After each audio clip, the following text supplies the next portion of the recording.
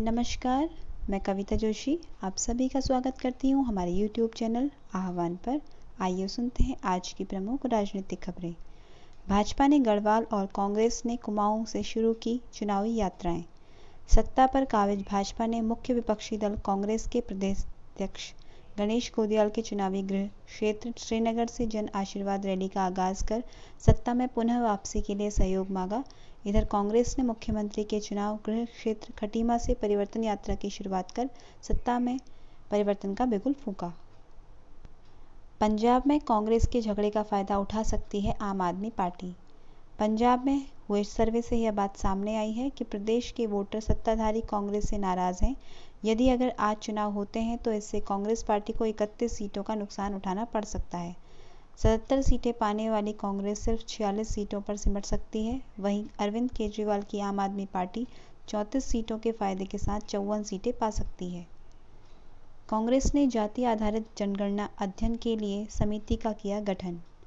कांग्रेस अध्यक्ष सोनिया गांधी ने जाति पर आधारित जनगणना के संबंधित मामलों के अध्ययन के लिए 7 सदस्यीय समिति का गठन किया है।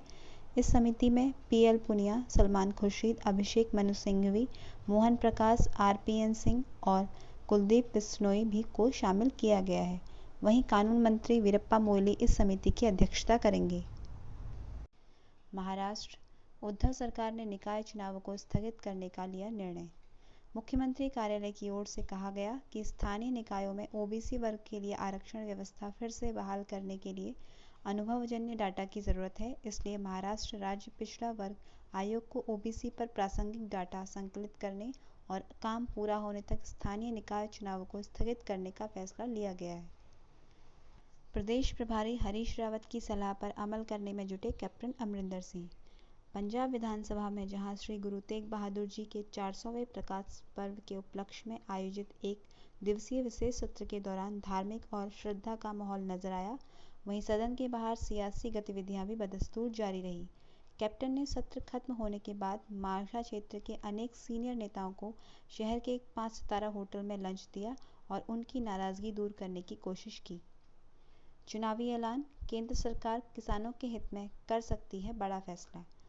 केंद्र सरकार किसानों के हित में एक बड़ा फैसला कर सकती है। इसकी तैयारी बड़े जोर शोर से चल रही है।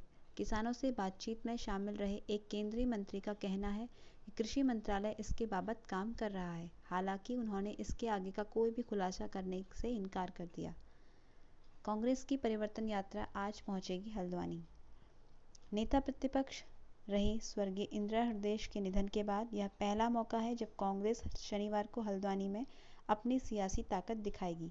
कांग्रेस की परिवर्तन यात्रा शनिवार को शहर में पहुंचेगी, जिसके लिए कांग्रेसी तैयारियों को अंतिम रूप देने में लगे हैं। प्रधानमंत्री नरेंद्र मोदी इस महीने कर सकते हैं अमेरिका का दौरा। बाइडेन के राष्ट्रपति बनने के बाद प्रधानमंत्री नरेंद्र मोदी का यह पहला अमेरिका दौरा होगा। इंडियन एक्सप्रेस के अनुसार फिलहाल प्रधानमंत्री नरेंद्र मोदी के कार्यक्रम को अंतिम रूप दिया जा रहा है और अगर अब तक की चर्चा के हिसाब से सब कुछ ठीक रहा तो प्रधानमंत्री मोदी 22 से 27 सितंबर के बीच अमेरिका के दौरे पर रहेंगे। भाजपा ने विधानसभा चुनाव 2022 के चलते कुमाऊं पर बढ़ाया फोकस। भाजपा ने सीएम पद पर बदलाव करते हुए कुमाऊं से सीएम बनाया।